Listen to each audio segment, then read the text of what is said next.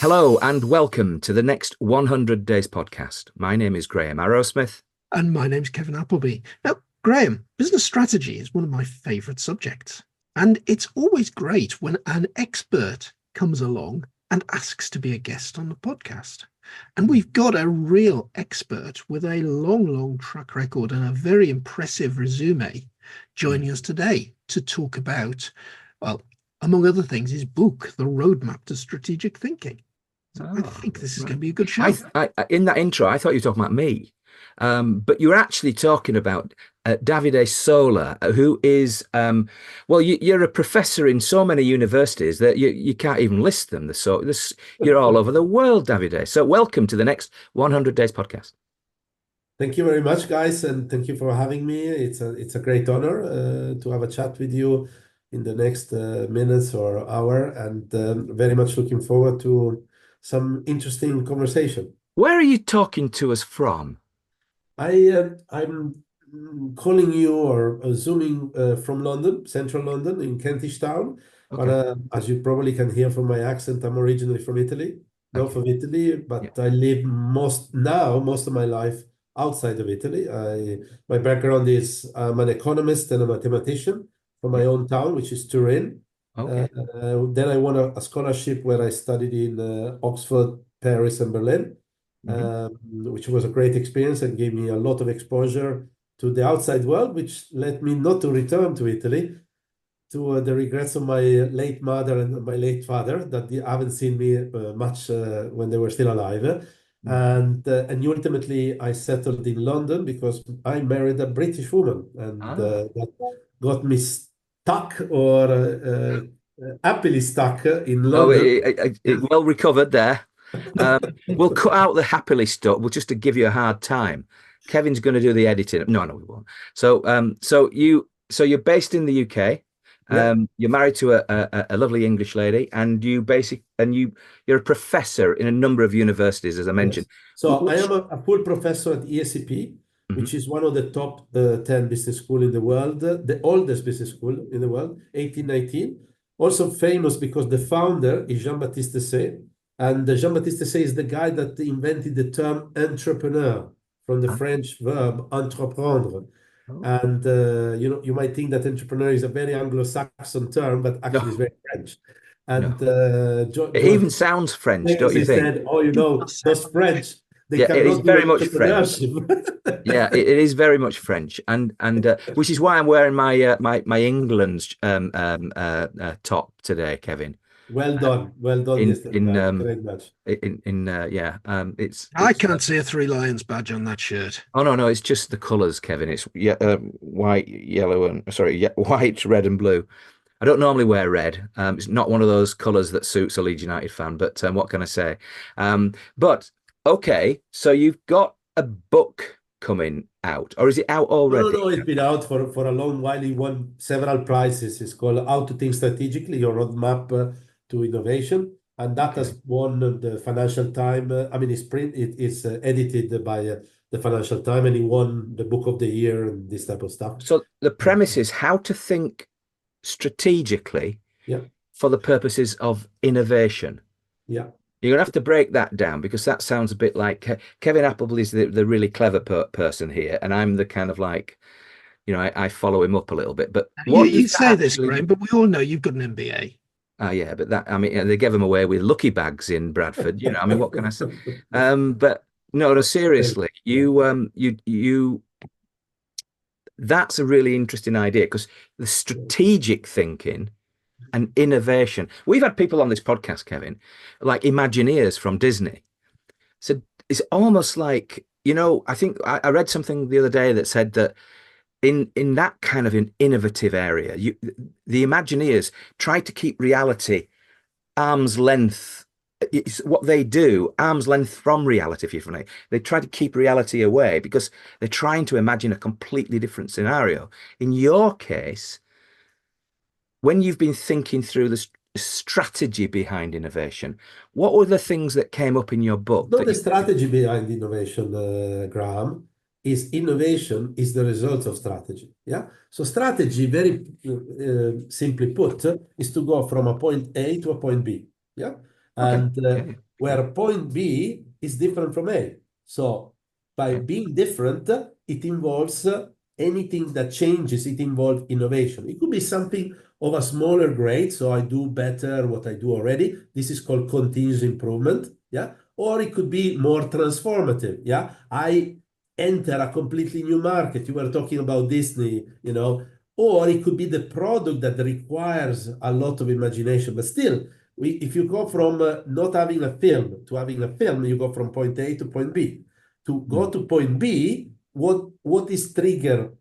An innovation doesn't grow on trees. Yeah, an innovation always comes from something that can be done better or does not exist, which require imagination. Yeah, so Yes. you need anything that is coming to life. Somebody has thought about it before. Yeah, then that thought becomes so emotionally charged that say, I need to do something about it. Yeah, and that's why a lot of strategy fail because there is only the imagineering, but then there is not the acting. There is not the putting the sweat. I always say strategy is 10% inspiration, 90% perspiration. Yeah, Yeah. you need to sweat it out. And also anyone that talks about innovation and that is half decent and not a charlatan will Yeah. tell you that any innovation is the result of thousands of or countless iteration because whatever you come up first, it was a very blurry picture. Yeah, and that requires a lot of iteration, test and learn, and then eventually you get to where you want to be. But an innovation without strategy is not going to go very far. A No. strategy without innovation is not going to take you very far neither. Yeah, Mm. because the biggest analogy I can tell you is sometimes students tell me, but why can we not keep on doing what we're doing? So keep the same strategy. If you like football and say, a good coach say, we're not going to change the team. We're going to keep the same tactics. And we won last year the Premier League. Why should we not win this year? Yeah. And you need to think that there is only two situations in which you can win again. Number one is that your competition hasn't changed at all. No. So you won. Whenever you win in something, whenever you are innovating in something, other people will look up to you. And they will try to copy you or do it better. Yeah. Mm. So you need to think that you're able to freeze the whole competition. Number two, you need to think that your own players, your own team, will need to have the same motivation on the year before. And you know that when you achieve something, and to achieve it the second time, you may not have the same level of motivation. And that is why I'm repeating that strategy without innovation doesn't go very far. And innovation without strategy also doesn't go very far. Think if you interviewed, I know you interview hundreds of people, a lot of people will tell you, we had a great innovation. We just failed. We just were too early in time. Well, because there was not a strategy behind. Yeah. Mm. So having a new product or having a new service or having a new innovative route to market, if it doesn't support the strategy you have, it's just a nice to have that is going to create a lot of frustration, if anything. Well, sorry, Kevin. David, is that a case that in a lot of people's mind, the strategy is, it's a mission statement, it's a vision statement, it's a high level, these are the things we're going to do. And we never actually take strategy down to the level of the detailed plan about who's going to do what and when. Yeah, that's it's a very fair point. And again, the problem of strategy is that everybody kind of understand it or think they understand it, but very few master it. Yeah. So it's one of those concepts that people say, oh, the strategy is where we want to be and how we get there. Yeah, but those are very simple questions to understand, but very difficult to find an answer for. Yeah. Yeah. And I boil it down always in two parts. Yeah. There is strategy and there is action. Yeah. And in fact, I build a software and a methodology called strategy in action. But what is strategy? Ultimately, Kevin, strategy is making big choices, which they will not change overnight.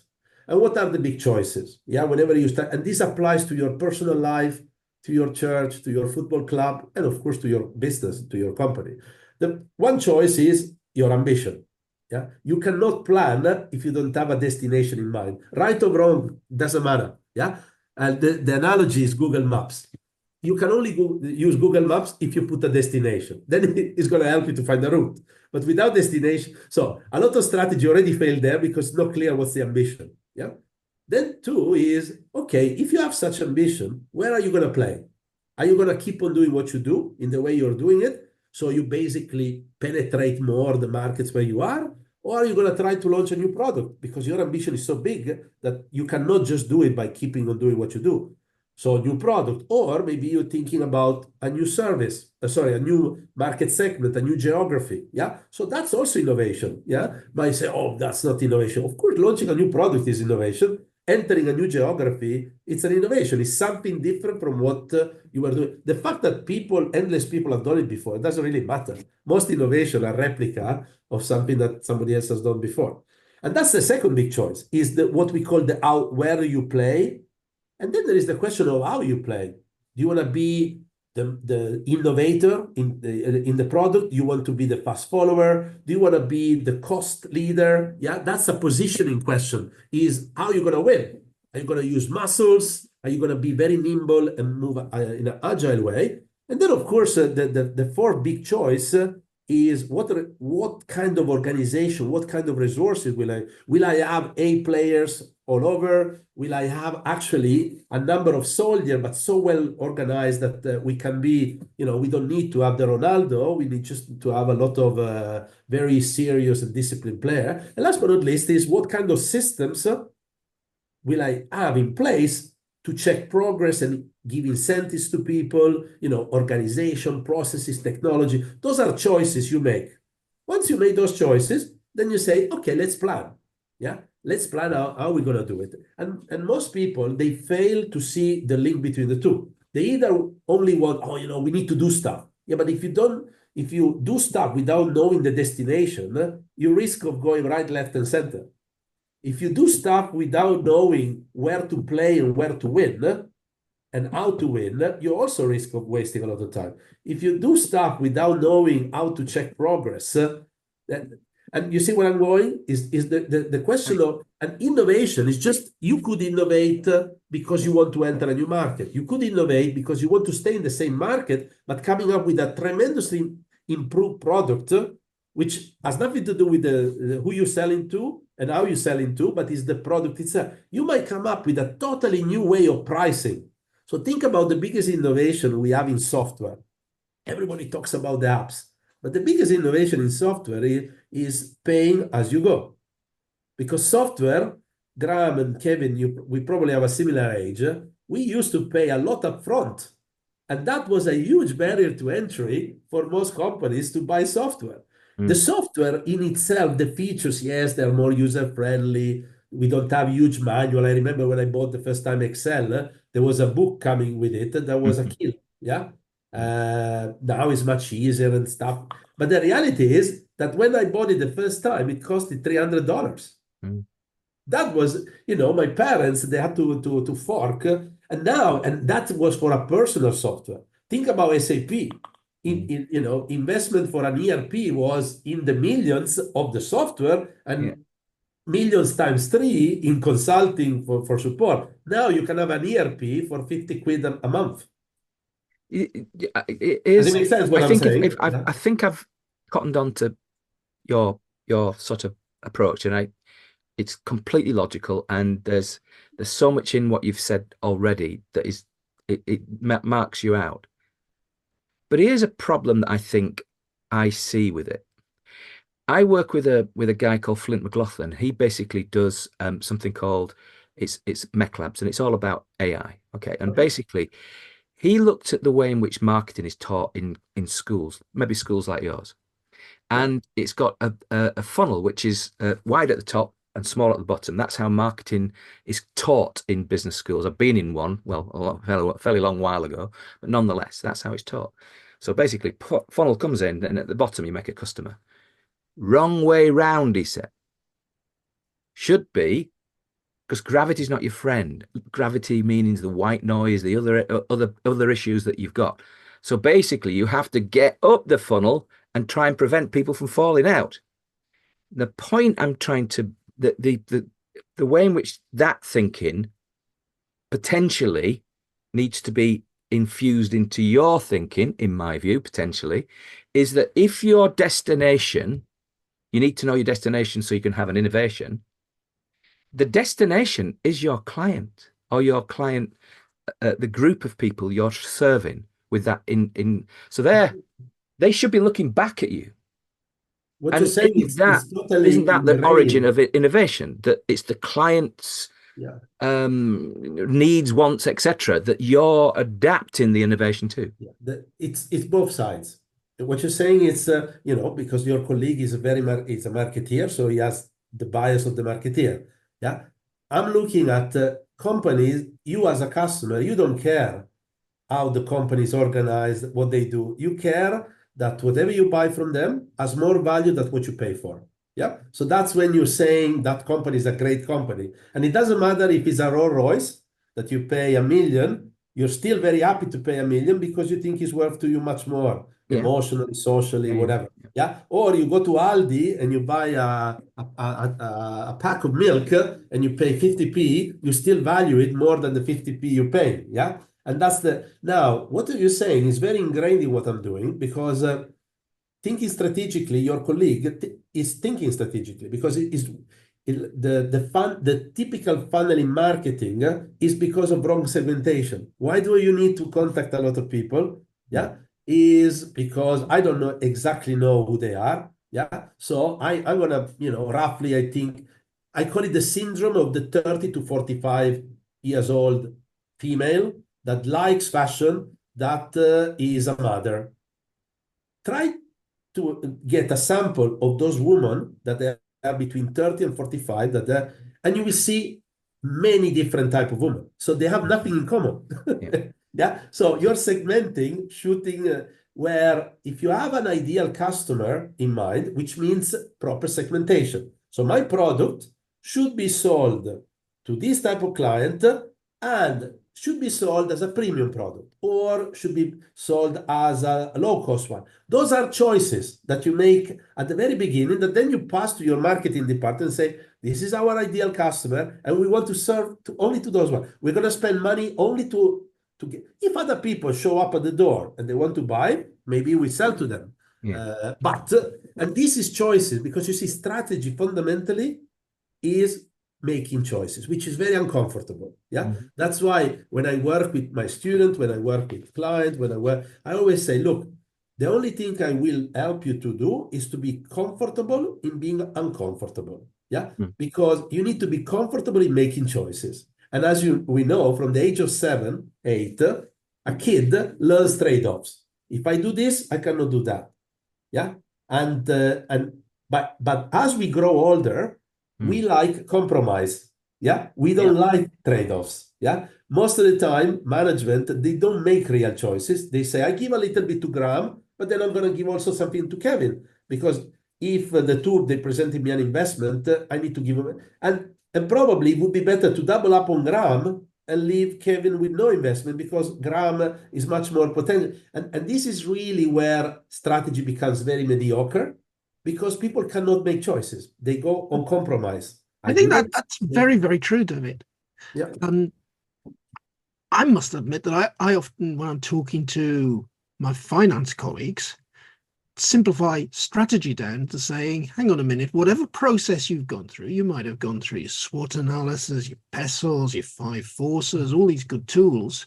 But at the end of the day, you've got 3 lists. You've got the lists of things that you're going to stop doing. Correct. For one reason or other. They're not profitable, there's no growth, they're toxic, whatever it might be. Here's the list of the things that you're going to continue to do because we're doing them already. We're well positioned. There's growth potential. We're doing very nicely here. Thank you. And then here's the third list, the things that we're going to start to do, which are essentially some of the decisions we've talked about, the innovations and so on. Now, I then quite often start talking to finance folk and saying, well, look, from a finance point of view, you've got to fund all those things that you're saying you're going to start. You've got to enable people to do them. So where's the money coming from? Well, you've got to take the money from the budgets of the things you're stopping doing. And I start talking about zero-based budgeting. Yeah. And then we get into that category. Well, We know that every time we run a zero-based budget, Kevin, we run into problems because everybody seems to have a reason to still include everything in the budget. I think the biggest challenge in strategy is actually that stop decision.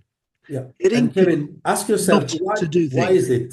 Why is it that, of course, there are politics. Yeah. If you have your own garden, and you have your little tomato crops over there, you think you're right. Yeah. You see it with the man. So how can I convince you that you should give up your garden and change the crop to by having a higher level? So why are we working in this organization is to achieve this ambition. Yeah. So Yeah. the marketing, the HR, they need to have a higher level that encompasses, because if not, what you're trying to do is to optimize a complex system by sub-optimizing subsystem. Yeah. Mm. Yeah. Which in complexity theory, that's the worst thing you can try to do. That's how airplane fall. Yeah. Because everybody has optimized a part, but as a system, they are suboptimal. And that's what is strategy. That's what strategy is. I always try to say, look, strategy should never be the sum of the parts. You as manager, whatever you do, HR, compliance, operation, commercial, strategy, you need to sit around a table and decide as a group, what's the ambition of the company? Then where are we going to play? How are we going to win? Yeah. What people do we need, and what skills and what processes? Yeah. Those are choices that as a group we need to take. And then each one of us, we take those choices and we bring them back in the marketing department and say, what does it mean for us? Yeah. Which target customer how we gonna talk to them? Are we gonna organize a golf event because they're super premium male in the 50s Brits, or are we gonna do like a DJ fueled event in London, in Brixton, blah blah blah, or are we gonna do a mix of that plus? But that is because you made a choice that you're gonna serve a particular customer, and you choose not to serve the others. Yeah. Then if there is a funky 50-year-old that likes still DJ fuel music, that's fine, because in his mind he feels like he's a 15 years old, and that's okay. He comes to you and you decide to sell to him. Yeah. If you do so. On your website, which is strategyinaction.io, you have, I think it's a really good it's a really good headline. It's just a pop-up that comes onto the page and it says set your strategic direction in 60 minutes. I think it's a really good headline. Yeah. And whoever did that in your marketing department, or it might have been you, but basically whoever did that, big tick in my view. And then you go on to say that we've supported some of the world's most successful organizations in developing their strategic North Star. And now it's your turn. Now, what does a strategic North Star mean? Look, you without knowing it, you told me just before. Yeah. So when you're talking about a North Star, there is a technique which we call strategy in one page. Yeah. So Kevin, you mentioned vision statement and purposes or mission statement. What's the problem with a vision and a mission, Kevin? They're very, very high level. Very high level. They can Are they emotionally mean engaging? a million different things to a million different people. Exactly. So what does it do, the strategy in one page? It says, given our vision and mission, which might need to be rephrased a little bit, what does it really mean? And it links it to 4+1 quadrants. Yeah. You may have heard about the balance scorecard, Graham, when you were at business school. Yeah. So the balance scorecard, Kaplan said, look, you should, when you're looking at a vision and a mission, you should link it to at least 4 set of measure of success. Some related to customer, yeah, because we shouldn't forget that. Yeah, customer, it could be about market share, it could be about NPS, it could be about number of customers we serve, whatever, have 2-3 measure on that. Then you should have 2 or 3 measure around innovation. Yeah. So is it maybe the vitality index? What is the percentage of revenue that comes from product that we launched in the last 3 years?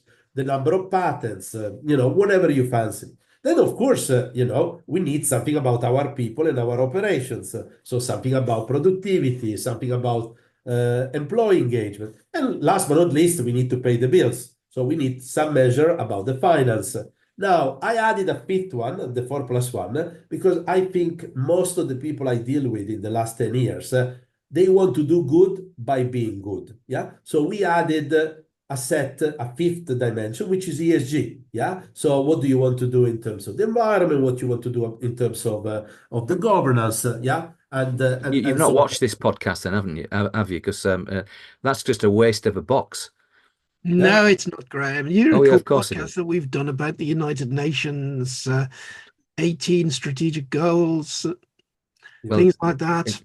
we're not going to doff our cap to the World Economic Forum. I think there's a sense that you need to have some community sort of goal. Correct. But you know, this every being company decides. Yeah. Every driven company by decides. pseudo politicians, not a good idea. And I'm violently disagreeing with you, Graham, because I think every company needs ESG goals, needs value goals. It's not just about making a profit. It's about what are you doing to make a difference to society. But I again, have to disagree.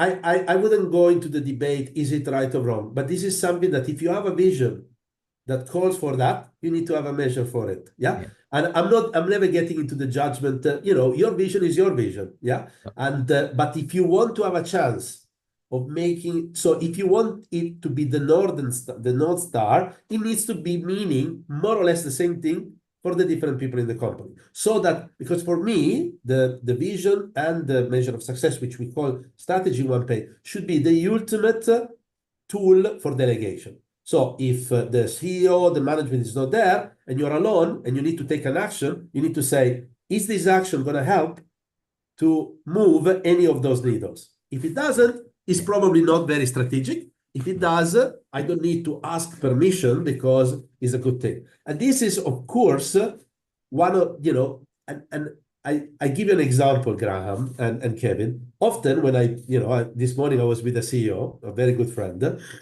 and which I hadn't seen for quite some time. And it was asking me about the North Star and say, look, let's write down what you think are the big objectives for your company in the next 5 years. And we really did the list.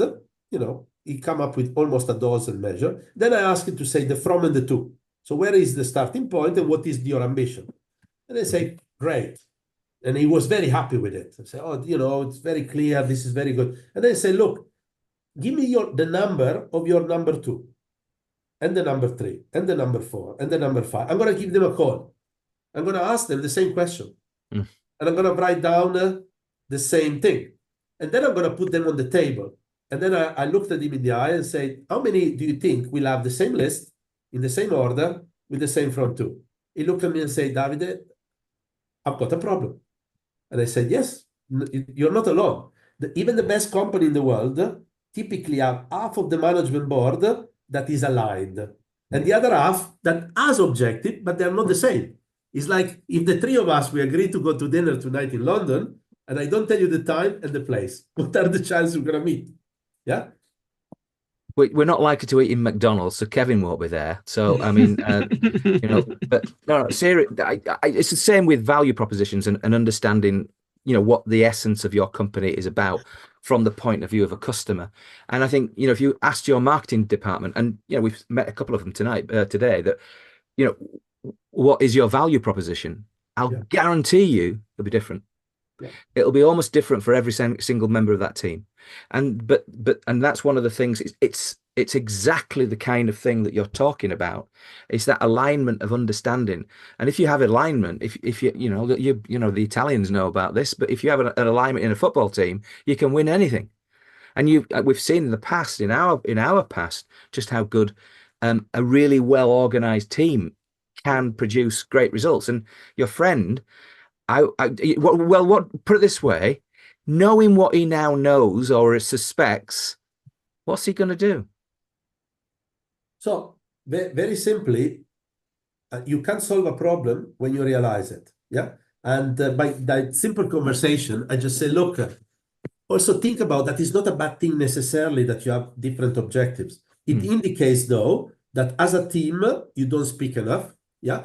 And because things do change, because the marketing guy may have changed his objectives because a competitor has done a competitive move, but he has forgotten, in a way, to say, guys, I wish, because we need to move in that direction. I took the decision, but you know that if you do something in marketing, that will have a repercussion in operation, will have repercussion in finance. Yeah. So what I always say is strategy is historically, and that's why maybe Graham, Kevin, sometimes people have a bad taste for it if they have done, takes a lot of time and is done in a discrete moment.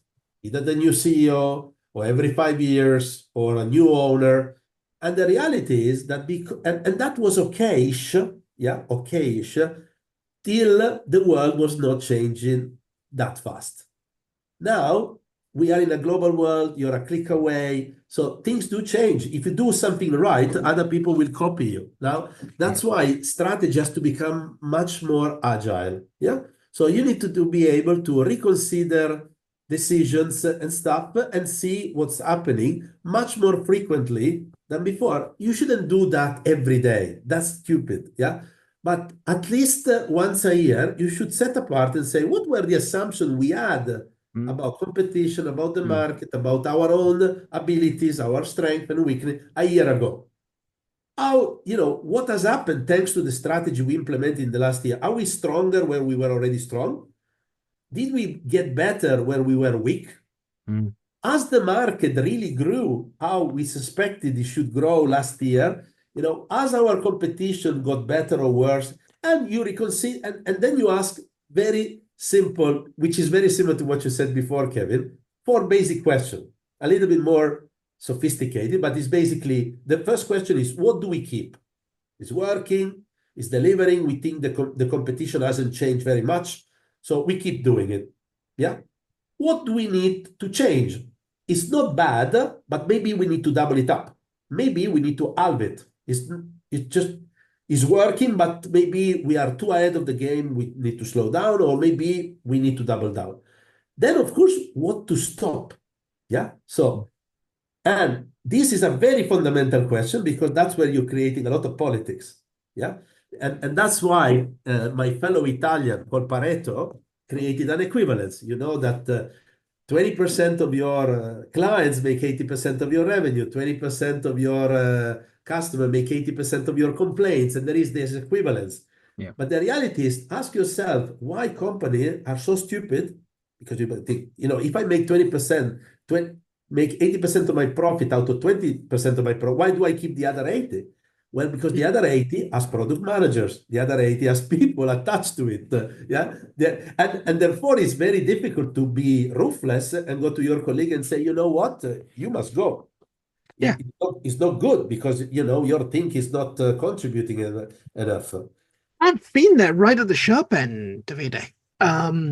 Years and years ago, I used to work in the chemical industry in ICI. Good old ICI. I know the used to company be very number well. one in the FTSE 100. Yeah, Don't I know exist the anymore. company very well.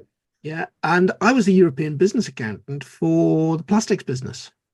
Our main product, which was polypropylene, little pellets of polyprop, we made 300 kilotons of it every year, sold it to people.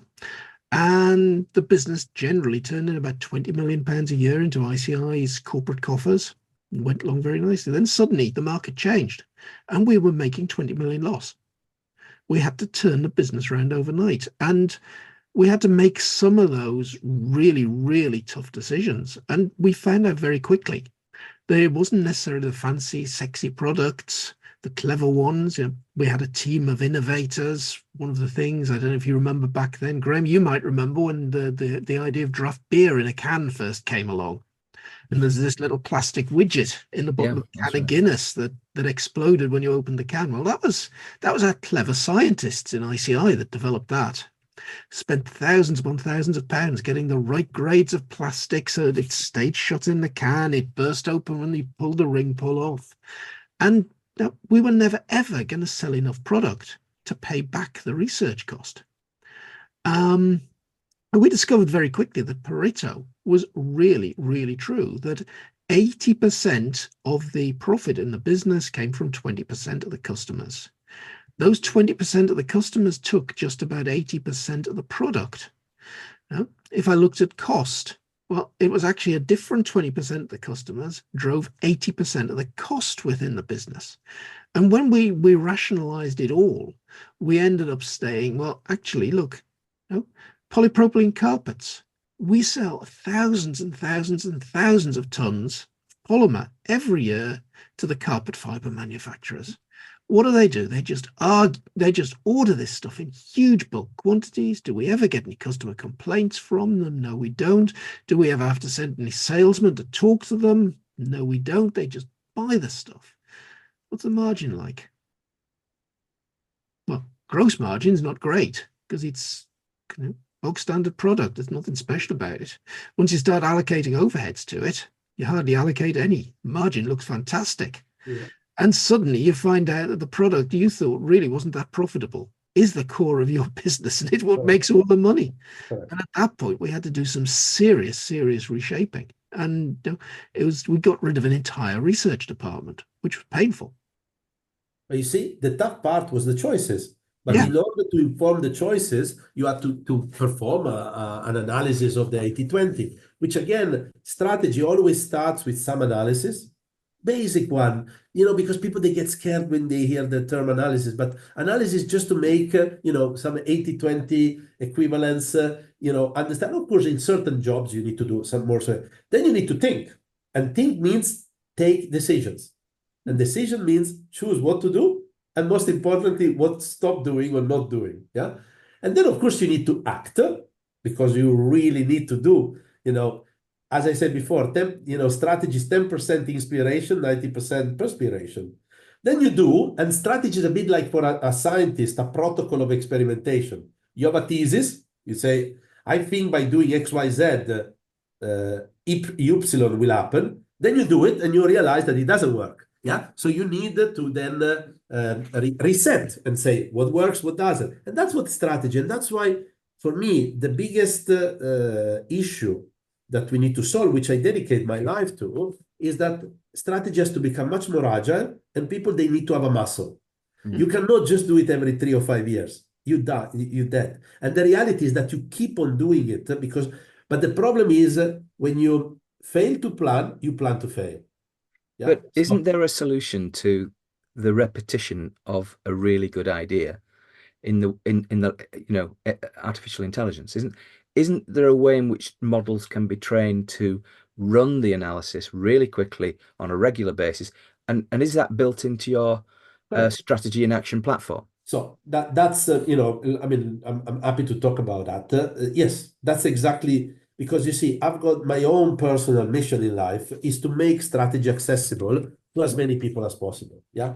Being students, being leaders in organization, but mostly leaders in the lower part of the organization. And if you want, the strategy in action is a bit like a Google Maps. Yeah. I'm not telling you where to go.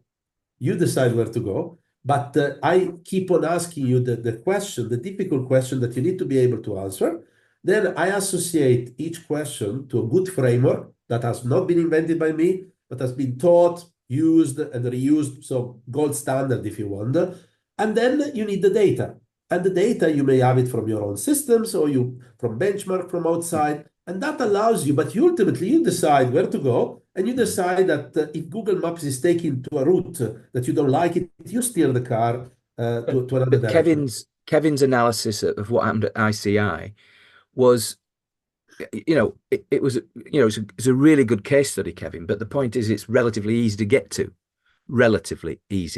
to, And in the scheme of things, that could be almost spotted like that with more firepower.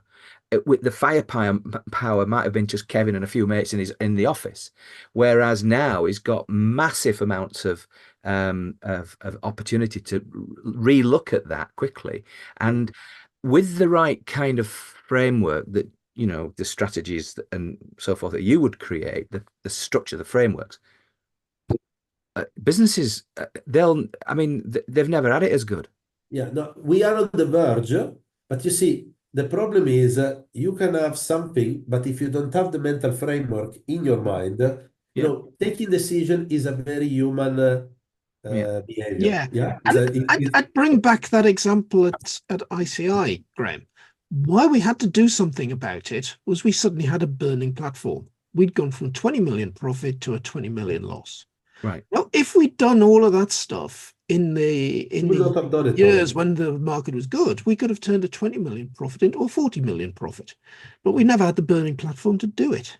Yeah. So there's a lot to me of having to have the right mindset to get into this. You can have all the AI in the world, all the analysis in the world, but if Absolutely. you're not asking the right questions, I mean, think No. about losing weight. Yeah. Yeah. We all know that we need to lose weight and that we need to be fitter. But then when the doctor tells you, look, mate, you need to do something about it, then all of a sudden you take it much more seriously. Yeah. So Yeah. it could be an AI telling you, your wife, your brother, your sister, whoever. The point here is, Kevin, I call it the syndrome of the good to great. yeah, Yeah. So when you are good, it takes really what I call an illuminated prince to push the organization to get to great. Because most people say, but we're good. Why should we change? No, but you know that when there is a burning platform, you know the ship is sinking. So people will act. Mm. Of course, you still need a strategy, you still need a good leader, but there you don't need to motivate people. The ship is sinking. Do you, The do you issue is doing strategy in a company that is all right, that is do you, doing okay. I've Yeah. met some of these MBAs because I've been one, and one of the things that they, I mean, they're okay, but often they get great if they've got great people around them and great information to make decisions on. And I think the only point I'm making here is that with the kind of platform that you're developing with strategy Yeah. and with the ability to sort of plug in APIs of various bits of information that's going into that, I would back a pretty average a CEO against the best one that you could find, and he'll make better decisions over a Correct. 5 year period. But that's my mission in life. Yeah. Because as a teacher, I teach people to learn the skill because I think thinking strategic is not a question of MBA. Or, of course, in an Oh, MBA, you have to do it, but not necessarily if you do an MBA, you're a good strategist. Yeah. no. So good strategy means you take good decision or you take decision first and foremost. Yeah. And in average, you take them that are more good than bad. Yeah. So to do that, you can learn it out of wisdom and repetition. But it's like tennis. You can try to do 10,000, they say you become a master if you do 10,000 things. But if Yeah. you do 10,000 repetition of a forehand without somebody teaching you how to do it, you will be as rubbish Yeah. as actually you will be more rubbish than you were at the beginning Yeah. because by having done it wrongly for 10,000 times, you will be very, very hard to Yeah. coach to change it. That's Where why that's why I gave up golf, by the way. Yeah. so on the other, because that's the thing I always correct when the people say, is 10,000 you become a master? No, it's not the 10,000. Mm. Is the learning after every single shot asking you, how can I do it a little bit Yeah, better the that's next right. one? Then eventually, when you get to 10,000, you are a master. And to do that, you need feedback. The feedback could be from the market, so Yeah. benchmarks.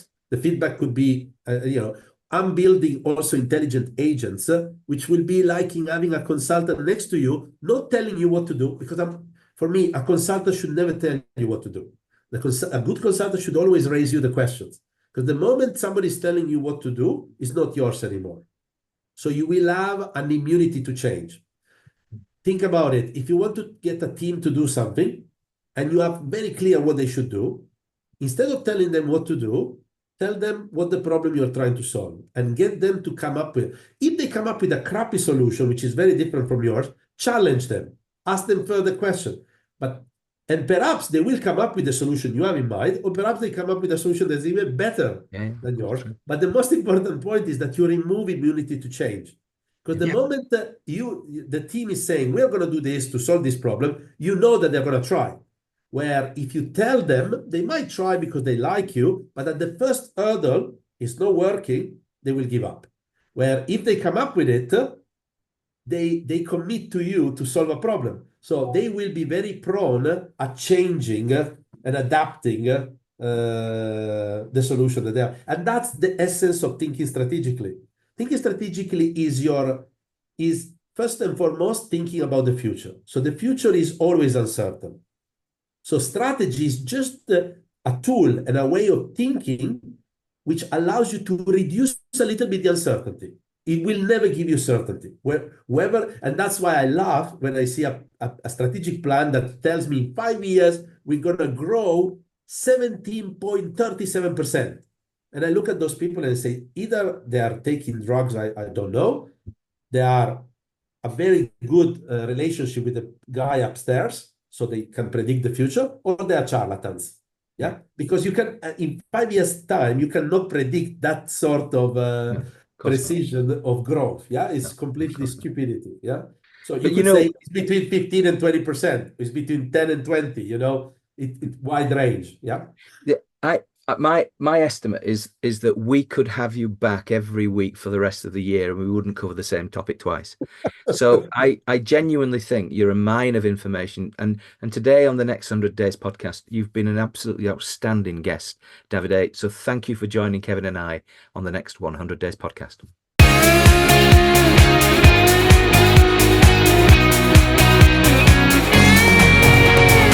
So, Graham, a fascinating trip into the world of strategy. And I think a lot of folk, particularly entrepreneurs in small businesses, think strategy is this great, big, complicated thing and probably shy away from it because they think they haven't got the skills to do it. But really, we've boiled it down in that conversation to just creating a list of, hey, here's the things I'm going to stop doing. Here's the things I'm going to continue doing. Here's the things I'm going to improve. Here's the things I'm going to start to do.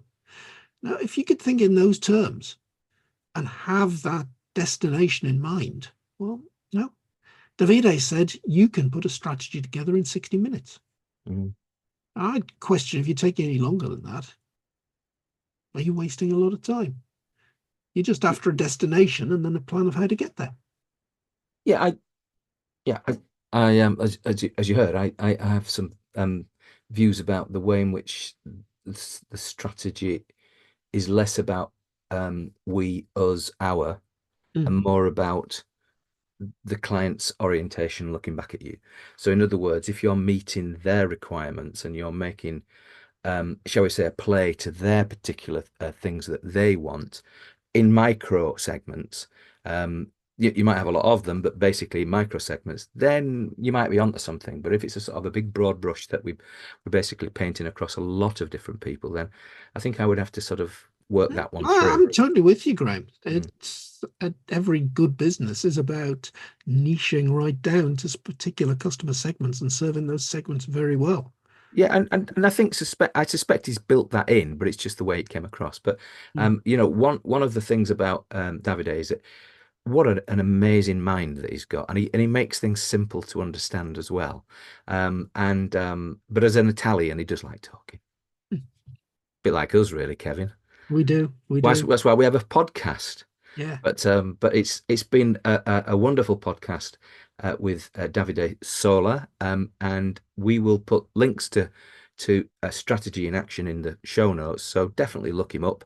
And I've been Graham Arrowsmith. I've been Kevin Appleby. Goodbye. Goodbye.